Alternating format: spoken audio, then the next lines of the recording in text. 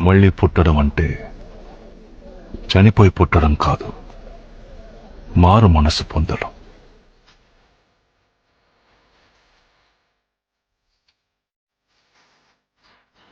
దానికి నచ్చినట్టుగానే గాలి వీస్తుంది.